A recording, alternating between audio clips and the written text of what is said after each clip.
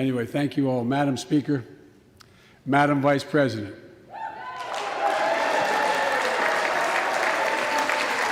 No president has ever said those words from this podium. No president has ever said those words, and it's about time.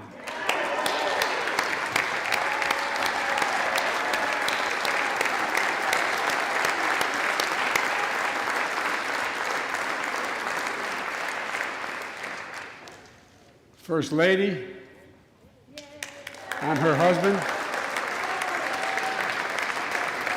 Second Gentleman,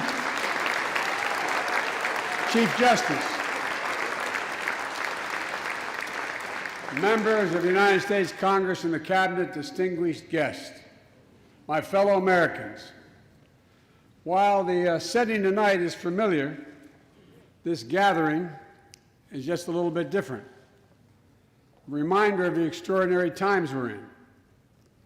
Throughout our history, presidents have come to this chamber to speak to Congress, to the nation, and to the world, to declare war, to celebrate peace, to announce new plans and possibilities. Tonight, I come to talk about crisis and opportunity, about rebuilding the nation, revitalizing our democracy, and winning the future for America. I stand here tonight, one day shy of the 100th day of my administration. 100 days since I took the oath of office and lifted my hand off our family Bible and inherited a nation, we all did, that was in crisis. The worst pandemic in a century, the worst economic crisis since the Great Depression, the worst attack on our democracy since the Civil War. Now, after just 100 days, I can report to the nation, America is on the move again.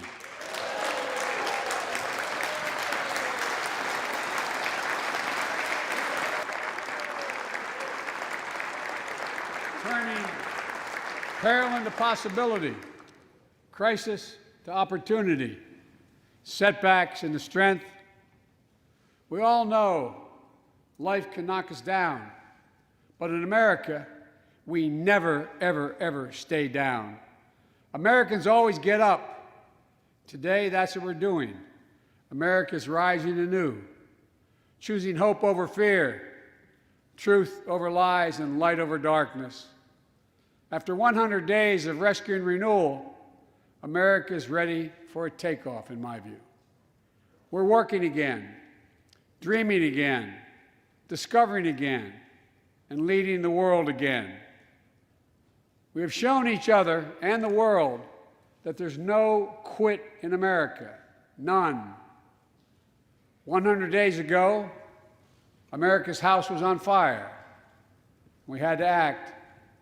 And thanks to the extraordinary leadership of Speaker Pelosi, Majority Leader Schumer, and the overwhelming support of the American people, Democrats, Independents, and Republicans, we did act.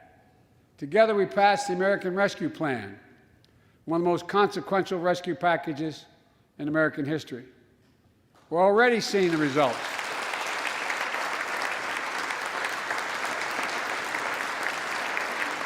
We're already seeing the results.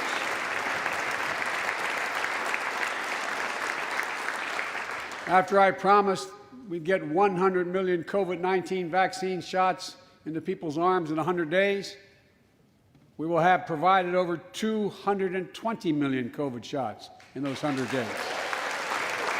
Thanks to all the help of all of you. We're marshaling, with your help, everyone's help, we're marshaling every federal resource. We've gotten vaccines to nearly 40,000 pharmacies and over 700 community health centers where the poorest of the poor can be reached.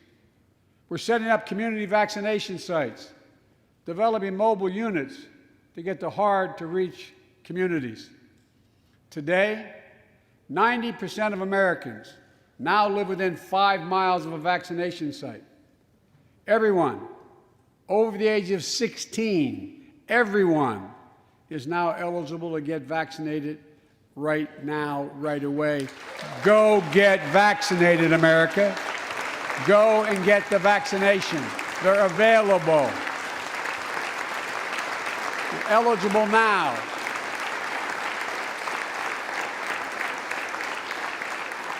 When I was sworn in on January 20th, less than 1% of the seniors in America were fully vaccinated against COVID-19.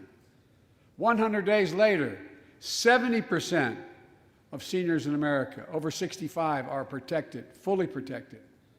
Senior deaths from COVID-19 are down 80% since January, down 80% because of all of you. And more than half of all the adults in America have gotten at least one shot. A mass vaccination center in Glendale, Arizona, I asked the nurse, I said, "What's it like?" She looked at me and she said, "It's like every shot is giving a dose of hope," was her phrase, a dose of hope. A dose of hope for an educator in Florida who has a child suffering from an autoimmune disease. Wrote to me, said she was worried about bringing the virus home. She said she then got vaccinated at a large site in her car. She said she sat in her car when she got vaccinated and just cried out of joy and cried out of relief. Parents, seeing the smiles on their kids' faces for those who are able to go back to school because the teachers and school bus drivers and cafeteria workers have been vaccinated. Grandparents, hugging their children and grandchildren instead of pressing hands against the window to say goodbye. It means everything. Those things mean everything. You know, there's still, you all know it, you know it better than any group of Americans, there's still more work to do to beat this virus. We can't let our guard down. But tonight, I can say, because of you, the American people,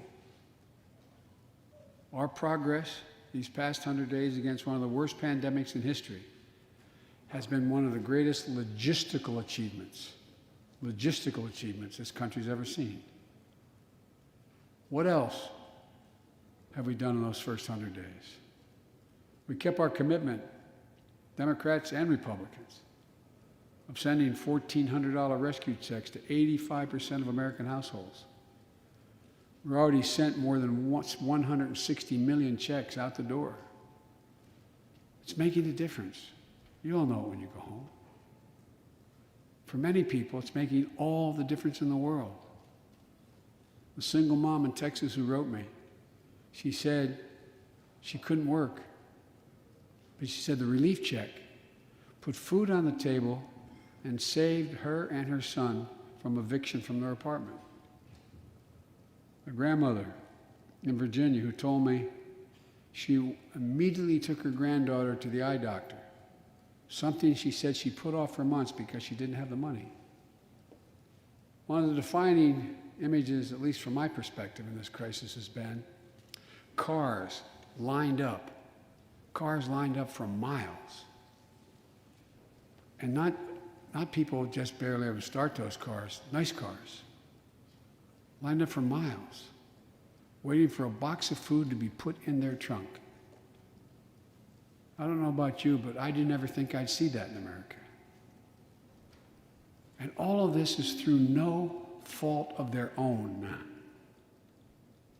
No fault of their own, these people are in this position. That's why the rescue plan is delivering food and nutrition assistance to millions of Americans facing hunger. And hunger's down sharply already. We're also providing rental assistance. You all know this, but the American people, I want to make sure they understand. Keeping people from being evicted from their homes. Providing loans to small businesses that reopen and keep their employees on the job. During these 100 days, an additional 800,000 Americans enrolled in the Affordable Care Act when I established a special sign-up period to do that. 800,000 in that period. We're making one of the largest one-time ever investments, ever, in improving health care for veterans. Critical investments to address the opioid crisis. And maybe most importantly, thanks to the American Rescue Plan, we're on track to cut child poverty in America in half this year.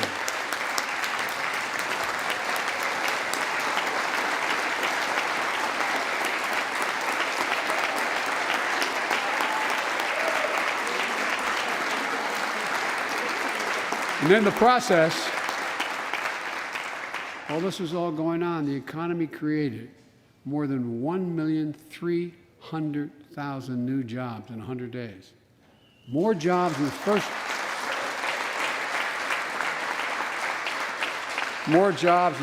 100 days than any president on record. The International Monetary Fund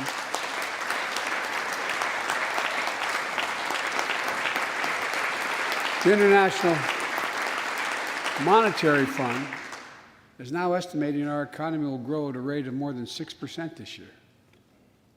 That will be the fastest pace of economic growth in this country in nearly 4 decades.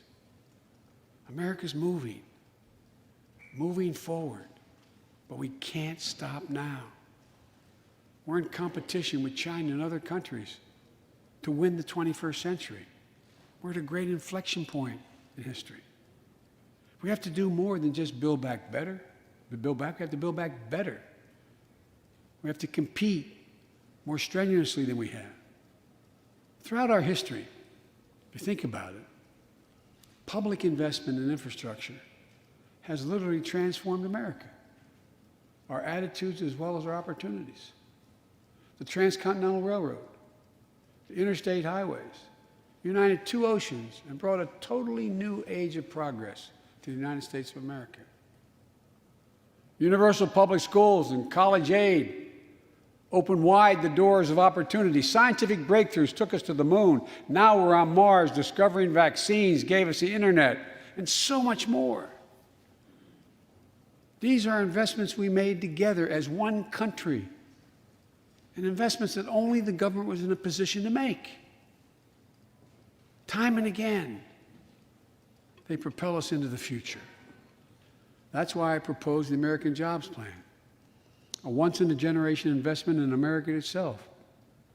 This is the largest jobs plan since World War II. It creates jobs to upgrade our transportation infrastructure, jobs modernizing our roads, bridges, highways, jobs building ports and airports, rail corridors, transit lines.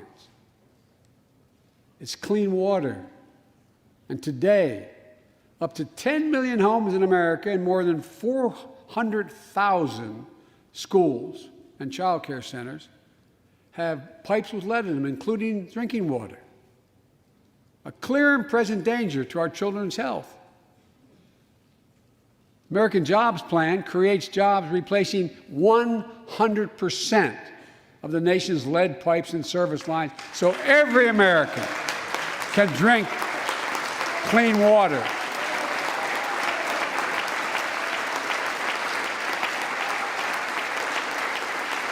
And in the process, it will create thousands and thousands of good-paying jobs. It creates jobs connecting every American with high-speed internet, including 35% of the rural America that still doesn't have it. It's going to help our kids and our businesses succeed in the 21st century economy. And I'm asking the Vice President to lead this effort, if she would, because I know it will get done. Creates jobs building a modern power grid. Our grids are vulnerable to storms, hacks, catastrophic failures with tragic results, as we saw in Texas and elsewhere during the winter storms. The American Jobs Plan will create jobs that lay thousands of miles of transmission lines needed to build a resilient and fully clean grid. We can do that.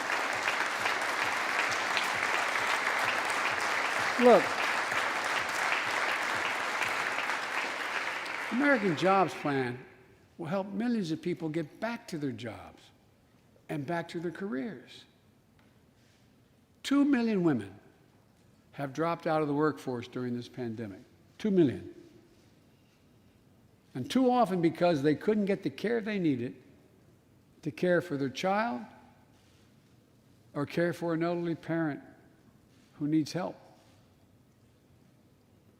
800,000 families are on the Medicare waiting list right now to get home care for their aging parent or loved one with disability.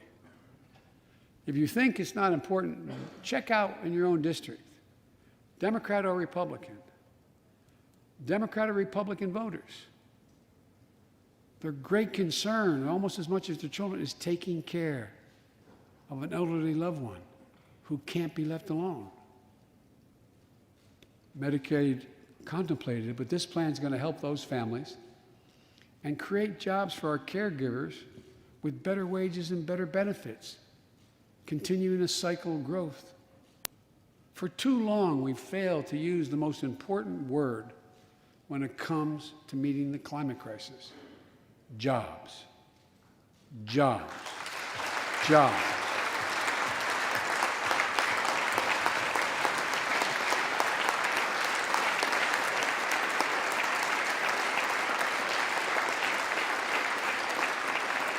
For me, when I think climate change, I think jobs. The American Jobs Plan will put engineers and construction workers to work building more energy-efficient buildings and homes. Electrical workers, IBEW members installing 500,000 charging stations along our highways so we can own the electric car market. Farmers planting cover crops so they can reduce the carbon dioxide in the air and get paid for doing it. Look, think about it. There is simply no reason why the blades for wind turbines can't be built in Pittsburgh instead of Beijing. No reason. None. No reason. So, folks, there's no reason why American workers can't lead the world in the production of electric vehicles and batteries. I mean, there is no reason. We have the capacity. We're the brightest, best-trained people in the world. The American Jobs Plan is going to create millions of good-paying jobs, jobs Americans can raise a family on. As my dad would then say, with a little breathing room. And all the investments in the American Job Plan will be guided by one principle: buy American. Buy American. And I might note parenthetically, that does not violate any trade agreement. It's been the law since the 30s. Buy American. American tax dollars are going to be used to buy American products made in America to create American jobs. That's the way it's supposed to be, and it will be in this administration.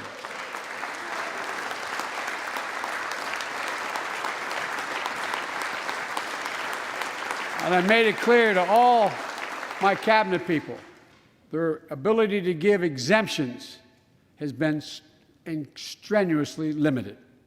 It will be American products. Now, I know some of you at home are wondering whether these jobs are for you.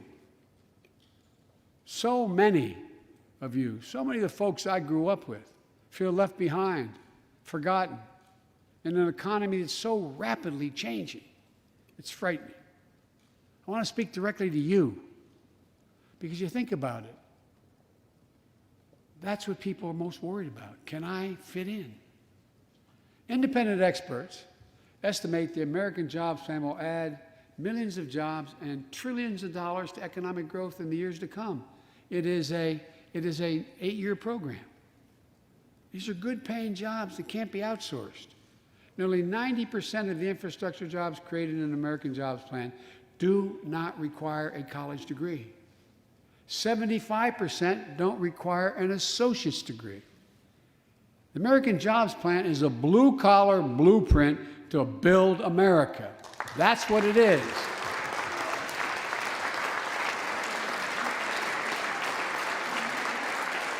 And it recognizes something I've always said in this chamber and the other. Good guys and women on Wall Street, but Wall Street didn't build this country.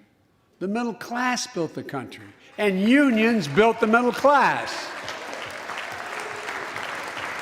So that's why I'm calling on Congress to pass Protect the Right to Organize Act, the PRO Act, and send it to my desk so we can support the right to unionize.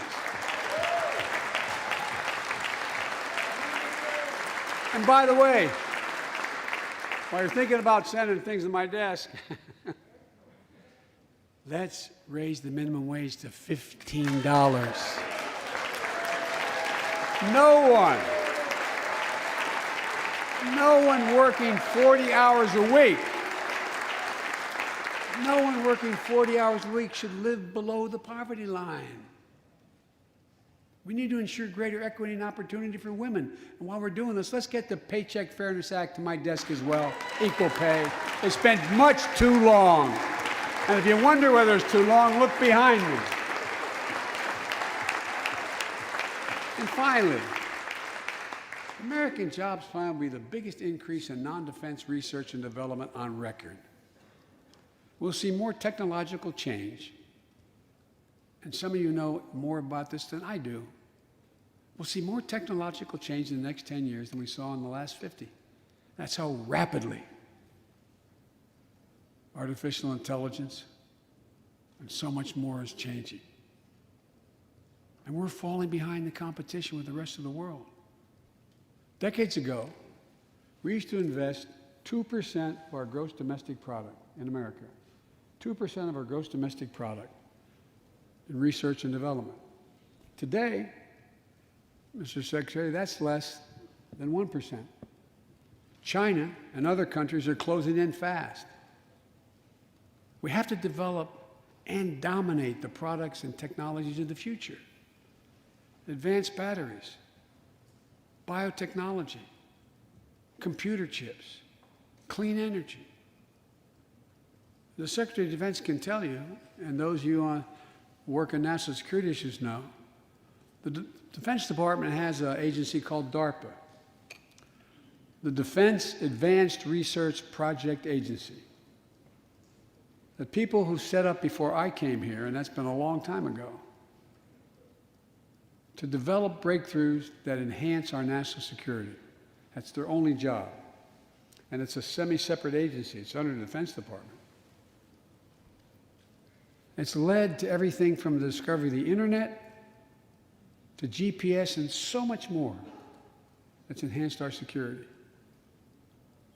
The National Institute of Health, the NIH, I believe, should create a similar advanced research projects agency for health. And here's what it would do.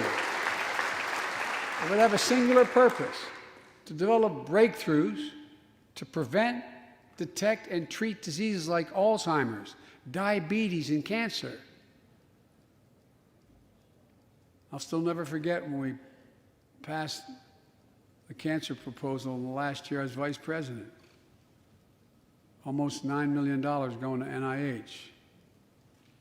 And if you excuse the point of personal privilege, I'll never forget you standing, Mitch, and saying, "Name it after my deceased son." It meant a lot. But so many of us have deceased sons, daughters, and relatives who died of cancer. I can think of no more worthy investment. I know of nothing that is more bipartisan. So let's end cancer as we know it. It's within our power. It's within our power to do it.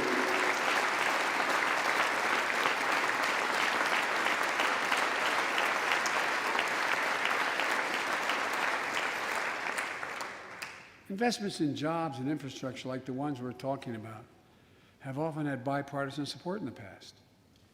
Vice President Harris and I met regularly in the Oval Office with Democrats and Republicans and discussed the jobs plan. And I applaud a group of Republican senators who just put forward their own proposal. So let's get to work. I wanted to lay out before the Congress my plan before we got into the deep discussions. I'd like to meet with those who have ideas that are different, they think are better. I welcome those ideas. But the rest of the world is not waiting for us. I just want to be clear.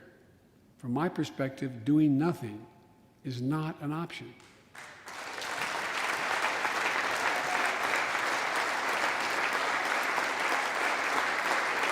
Look, we can't be so busy competing with one another that we forget the competition that we have with the rest of the world to win the 21st century.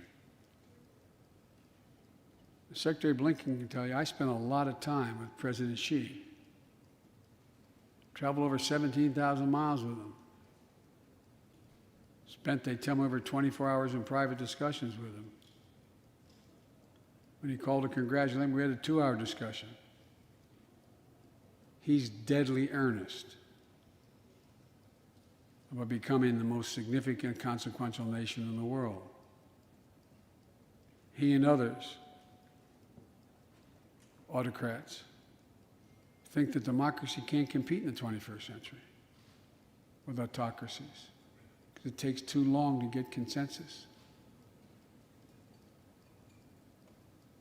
To win that competition for the future, in my view, we also need to make a once-in-a-generation investment in our families and our children.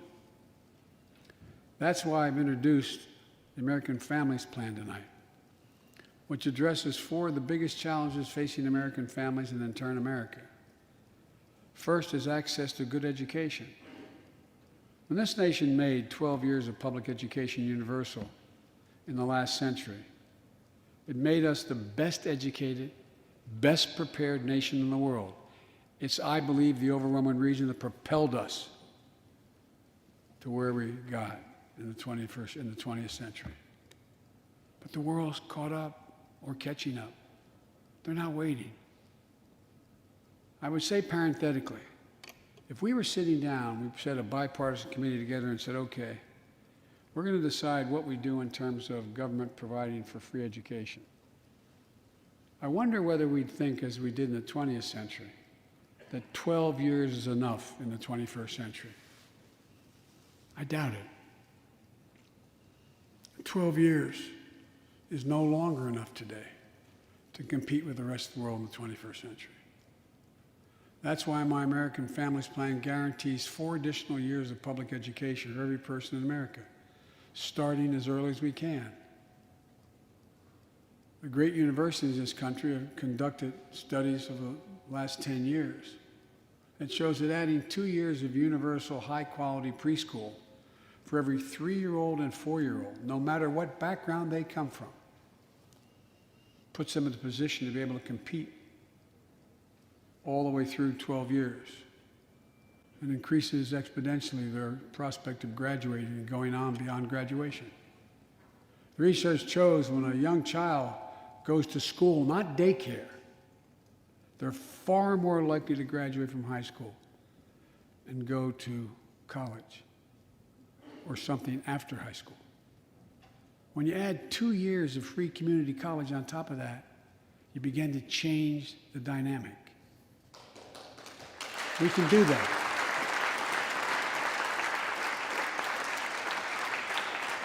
And we'll increase Pell Grants and invest in historical black colleges and universities, tribal colleges, minority-serving institutions. The reason is they don't have the endowments. But their students are just as capable of learning about cybersecurity, just as capable of learning about metallurgy, all the things that are going on that provide those jobs of the future. Jill is a community college professor who teaches today as First Lady. She's long said,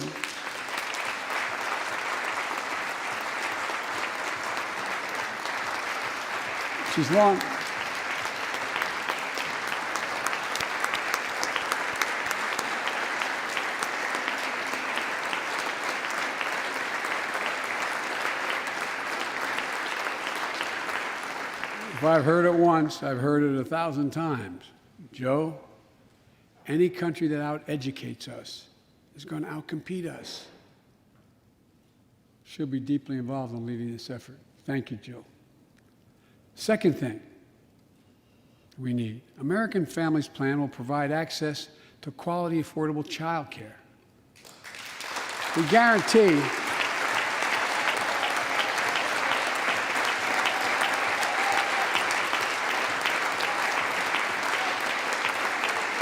when I'm proposing the legislation, we guarantee that low and middle income families will pay no more than 7% of their income for high-quality care for children up to the age of 5. The most hard-pressed working families won't have to spend a dime. Third, the American Families Plan will finally provide up to 12 weeks of paid leave and medical leave, family medical leave. We're one of the few industrial countries in the world. No one should have to choose between a job and a paycheck, or taking care of themselves and their loved ones, or parent or spouse or child. And fourth, the American Family Plan puts directly into the pockets of millions of Americans. In March, we expanded tax credit for every child in a family, up to $3,000 per child if they're under 6 years of age. Over 6 years of age, and $3,600 for children over 6 years of age. With 2 parents, 2 kids, that's $7,200 in the pockets that are going to help take care of your family. And that will help more than 65 million children and help cut child care poverty in half. And we can afford it. So we did that in the last piece of legislation we passed. But let's extend that child care tax credit at least through the end of 2025.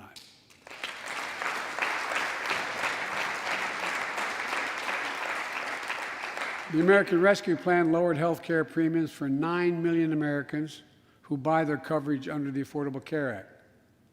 I know that's really popular this side of the aisle. But let's make that provision permanent so their premiums don't go back up.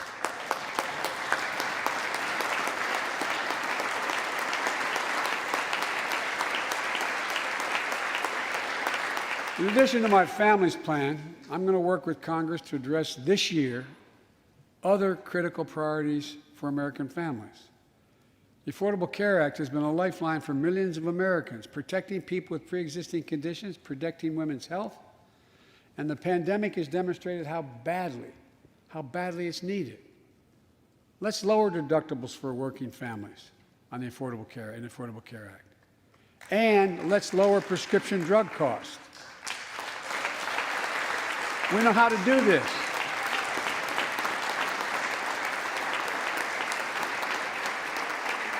The last president had that as an objective. We all know how outrageously expensive drugs are in America. In fact, we pay the highest prescription drug prices of anywhere in the world, right here in America. Nearly 3 times for the same drug, nearly 3 times what other countries pay. We have to change that, and we can. Let's do what we talked about for all the years I was down here in this body, in Congress. Let's give Medicare the power to save hundreds of billions of dollars by negotiating lower drug prescription prices.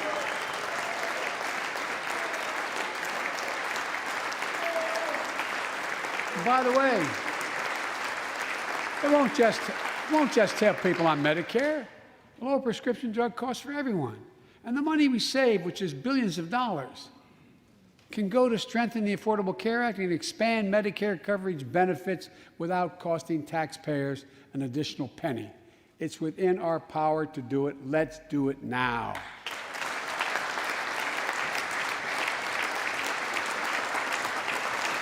We've talked about it long enough, Democrats and Republicans. Let's get it done this year. This is all about a simple premise. Health care should be a right, not a privilege in America.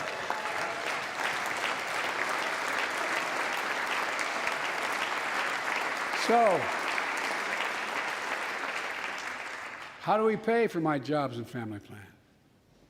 I made it clear we can do it without increasing the deficits. Let's start with what I will not do. I will not impose any tax increase on people making less than $400,000. But it's time for corporate America and the wealthiest 1% of Americans to just begin to pay their fair share. Just their fair share.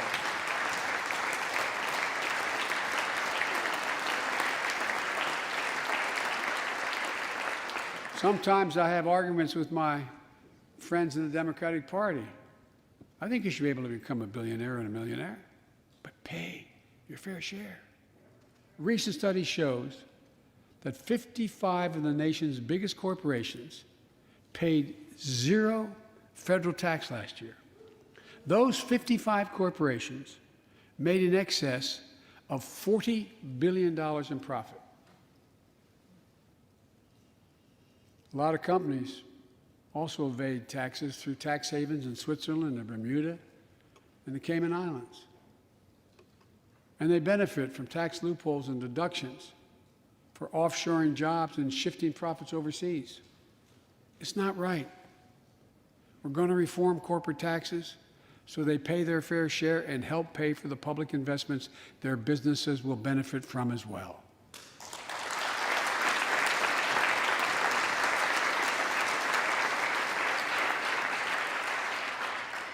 We're going to reward work, not just wealth. We take the top tax bracket for the wealthiest 1% of Americans, those making over $400,000 or more, back up to where it was when George W. Bush was president, when he started, 39.6%. That's where it was when George W. was president. We're going to get rid of the loopholes, allow Americans to make more than $1 million a year and pay a lower tax rate on their capital gains than Americans who receive a paycheck. We're only going to affect 0.3% of all Americans by that action, 0.3%. And the IRS is going to crack down on millionaires and billionaires who cheat on their taxes. It's estimated to be billions of dollars by think tanks that are left, right, and center. I'm not looking to punish anybody. But I will not add a tax burden, additional tax burden to the middle class in this country. They're already paying enough. I believe what I propose is fair, fiscally responsible, and it raises revenue to pay for the plans I propose and will create millions of jobs that will grow the economy and enhance our financial standing in the country. When you hear someone say, they don't want to raise taxes on the wealthiest 1% or corporate America, ask them whose taxes you want to raise. Instead, whose are going to cut? Look, the big tax cut of 2017. Remember, it was supposed to pay for itself. That was how it was sold. And generate vast economic growth. Instead, it added $2 trillion to the deficit. It was a huge windfall for corporate America and those at the very top. Instead of using the tax saving to raise wages and invest in research and development, it poured billions of dollars into the pockets of CEOs. In fact, the pay gap between CEOs and their workers is now among the largest in history. According to one study, CEOs make 320 times what the average worker in their corporation makes. It used to be below 100. The pandemic has only made things worse. 20 million Americans lost their job in the pandemic, working and middle-class Americans. At the same time, roughly 650 billionaires in America saw their net worth increase by more than $1 trillion in the same exact period. Let me say it again. 650 people increased their wealth by more than $1 trillion during this pandemic. And they're now worth more than $4 trillion. My fellow Americans, trickle down. Trickle-down economics has never worked. And it's time to grow the economy from the bottom and the middle out.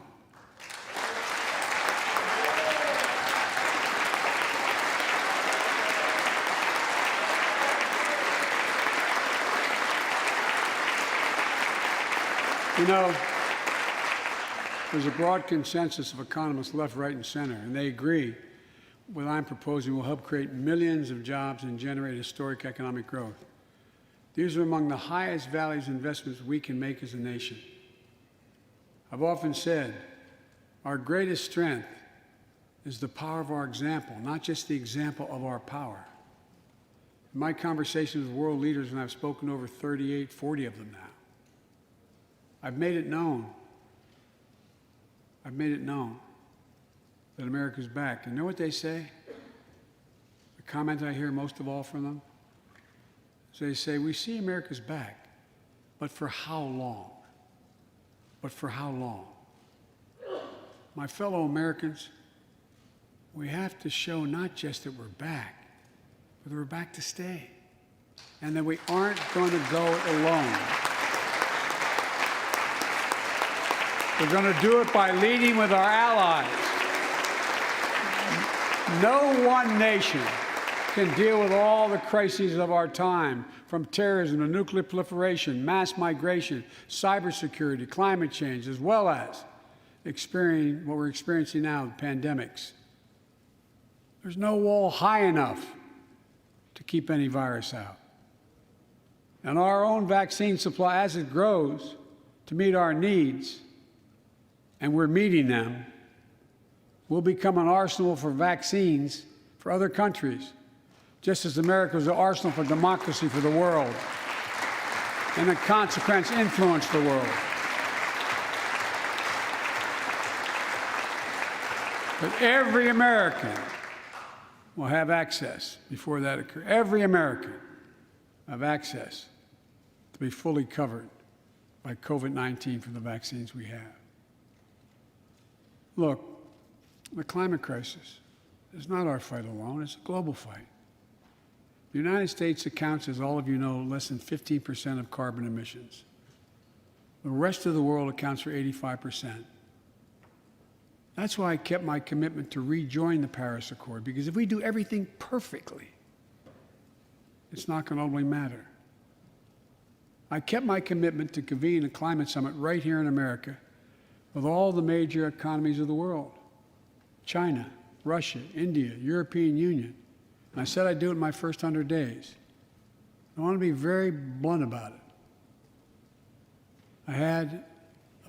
My attempt was to make sure that the world could see there was a consensus, that we are at an inflection point in history. The consensus is if we act to save the planet, we can create millions of jobs and economic growth and opportunity to raise the standard of living of almost everyone around the world. If you watched any of it and you were all busy, I'm sure you didn't have much time. That's what virtually every nation said, even the ones that aren't doing their fair share. The investments I propose tonight also advance the foreign policy, in my view, that benefits the middle class. That means making sure every nation plays by the same rules in the global economy, including China. In my discussion with President Xi, I told him, we welcome the competition. We're not looking for conflict. But I made absolutely clear that we will defend America's interest across the board.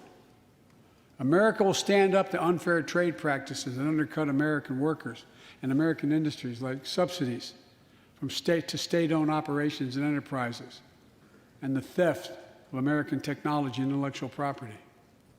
I also told President Xi that we'll maintain a strong military presence in the Indo-Pacific, just as we do with NATO and Europe, not to start a conflict, but to prevent one.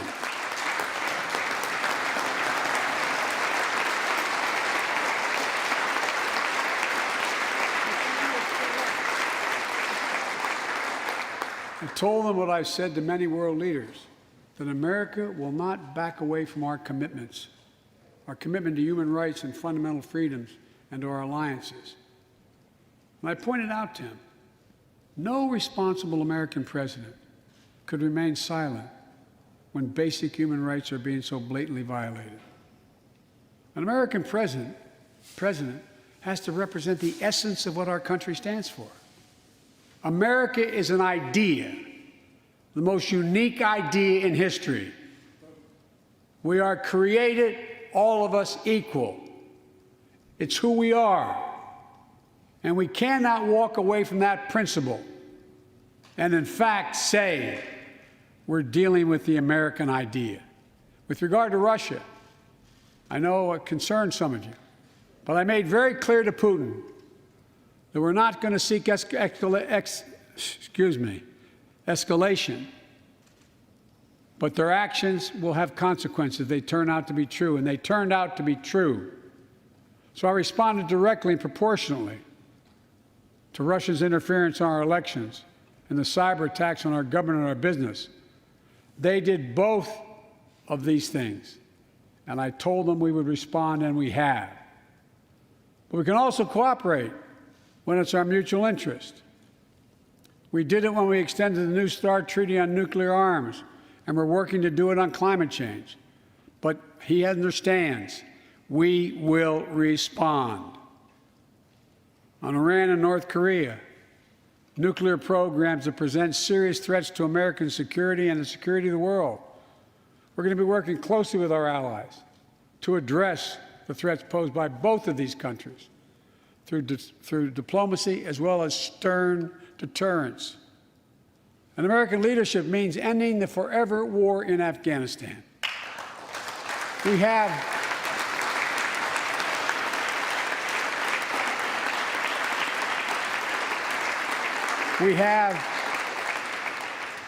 without hyperbole, the greatest fighting force in the history of the world.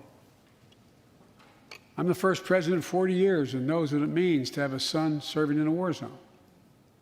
Today, we have service members serving in the same war zone as their parents did. We have service members in Afghanistan who are not yet born on 9/11. The war in Afghanistan, as we remember the debates here, were never meant to be multi-generational undertakings of nation building. We went to Afghanistan to get the terrorists who attacked us on 9/11. And we said we would follow Osama bin Laden to the gates of hell to do it.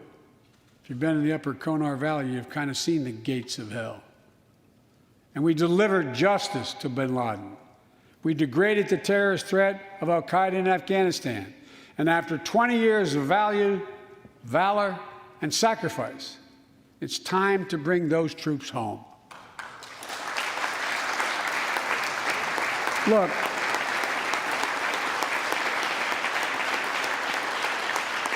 even as we do, we'll maintain over-the-horizon capacity to suppress future threats to the homeland. And make no mistake, in 20 years, terrorism has metastasized. The threat has evolved way beyond Afghanistan. Those of you in the intelligence committees, the foreign relations committee, defense committees, you know well, we have to remain vigilant against the threats to the United States wherever they come from. Al-Qaeda and ISIS are in Yemen, Syria, Somalia, other places in Africa, in the Middle East, and beyond. And we won't ignore what our intelligence agencies have determined to be the most lethal terrorist threat to the homeland today. White supremacy is terrorism. We're not going to ignore that either.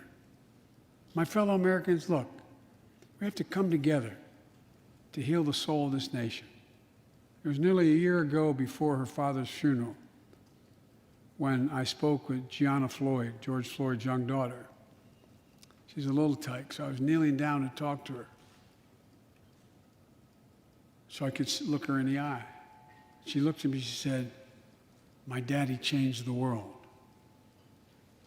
Well, after the conviction of George Floyd's murderer, we can see how right she was if we have the courage to act as a Congress.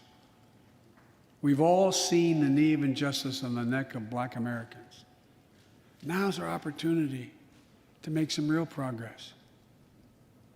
The vast majority of men and women wearing a uniform and a badge serve our communities, and they serve them honorably. I know them. I know they want.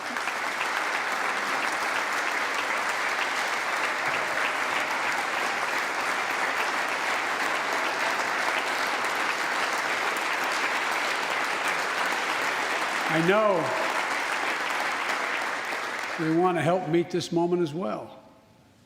My fellow Americans, We have to come together to rebuild trust between law enforcement and the people they serve, to root out systemic racism in our criminal justice system, and to enact police reform in George Floyd's name that passed the House already.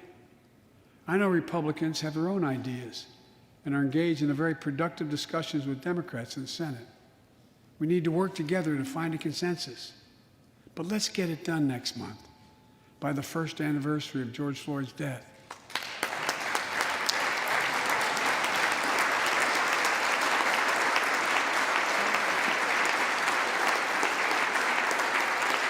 The country supports this reform, and Congress should act. We have a giant opportunity to bend the arc of the moral universe toward justice, real justice. And with the plans outlined tonight, we have a real chance to root out systemic racism that plagues America and American lives in other ways. A chance to deliver real equity, good jobs, good schools, affordable housing, clean air, clean water, being able to generate wealth and pass it down through generations because you have access to purchase a house. Real opportunities in the lives of more Americans, Black, white, Latino, Asian Americans, Native Americans. Look, I also want to thank the United States Senate for voting 94-1 to pass the COVID-19 Hate Crimes Act to protect Asian American and Pacific Islanders. You acted decisively.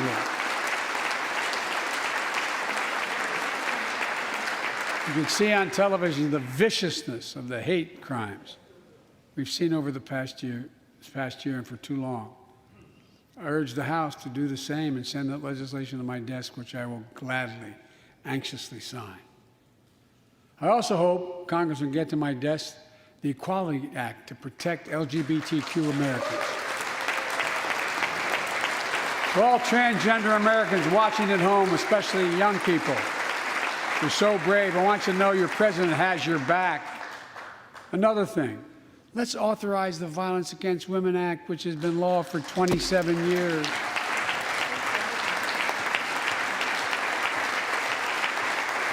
"27 years ago, I wrote it. It'll close the act that has to be authorized now, will close the boyfriend loophole to keep guns out of the hands of abusers. The court order said this is an abuser. You can't own a gun. It's to close that loophole that existed. You know, it's estimated that 50 women are shot and killed by an intimate partner every month in America. 50 a month. Let's pass it and save some lives.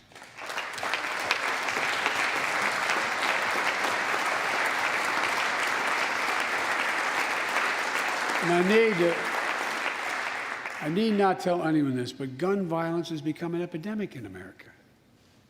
The flag at the White House was still flying at half-mast for the 8 victims of the mass shooting in Georgia, when 10 more lives were taken in the mass shooting in Colorado. And in the week in between those two events, 250 other Americans were shot dead in the streets of America. 250 shot dead. I know how hard it is to make progress on this issue. In the 90s, we passed universal background checks, a ban on assault weapons and high-capacity magazines that hold 100 rounds that can be fired off in seconds. We beat the NRA. Mass shootings and gun violence declined. Check out the report over 10 years. But in the early 2000s, the law expired. We've seen daily bloodshed since. I'm not saying if the law continued, we wouldn't see bloodshed. More than 2 weeks ago in the Rose Garden, surrounded by some of the bravest people I know, the survivors and families who lost loved ones to gun violence, I laid out several of the Department of Justice actions that are being taken to impact on this epidemic. One of them is banning so-called ghost guns. These are homemade guns built from a kit that includes directions how to finish the firearm.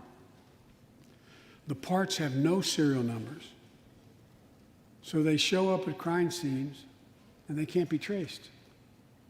The buyers of these ghost gun kits aren't required to pass any background check. Anyone, from a criminal or terrorist, could buy this kit and within 30 minutes have a weapon that's lethal, but no more. And I'll do everything in my power to protect the American people from this epidemic of gun violence, but it's time for Congress to act as well. Look,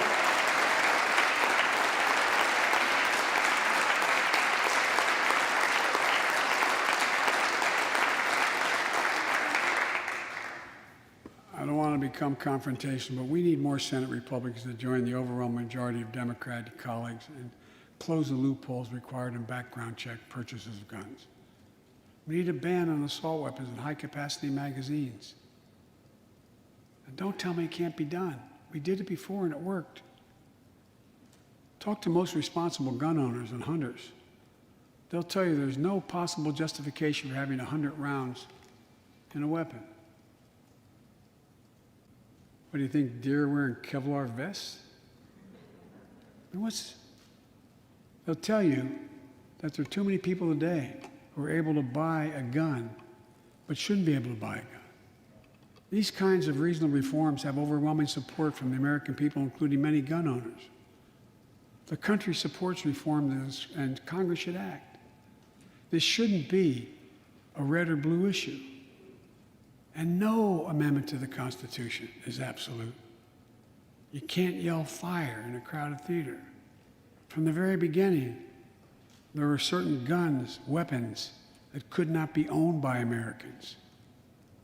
Certain people could not own those weapons ever. We're not changing the Constitution.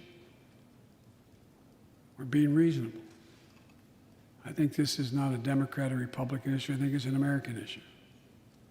And here's what else we can do. Immigration has always been essential to America. Let's end our exhausting war over immigration. For more than 30 years, politicians have talked about immigration reform, and we've done nothing about it. It's time to fix it. On day one of my presidency, I kept my commitment and sent a comprehensive immigration bill to the United States Congress. If you believe we need to secure the border, pass it, because it has a lot of money for high-tech border security. If you believe in a pathway to citizenship, pass it. There's over 11 million undocumented folks, the vast majority of here overstaying visas. Pass it. We can actually, if you actually want to solve a problem, I've sent a bill to take a close look at it. We also have to get at the root problem of why people are fleeing, particularly to our southern border from Guatemala, Honduras, and El Salvador. The violence, the corruption, the gangs, the political instability, hunger, hurricanes, earthquakes, natural disasters. When I was president, when I was vice president, the president asked me to focus on providing help needed to address the root causes of migration. And it helped keep people in their own countries instead of being forced to leave. The plan was working, but the last administration decided it was not worth it. I'm restoring the program and asked Vice President Harris to lead our diplomatic effort to take care of this. I have absolute confidence she'll get the job done. Now look, if you don't like my plan, let's at least pass what we all agree on. Congress needs to pass legislation this year to finally secure protection for dreamers. The young people who've only known America as their home. And permanent protection for immigrants who are here on temporary protective status who came from countries beset by man-made and natural-made violence and disaster. As well as a pathway to citizenship for farm workers who put food on our tables. Look, immigrants have done so much for America during this pandemic and throughout our history. The country supports immigration reform. We should act. Let's argue over it. Let's debate it. But let's act. And if we truly want to restore the soul of America, we need to protect the sacred right to vote. Most people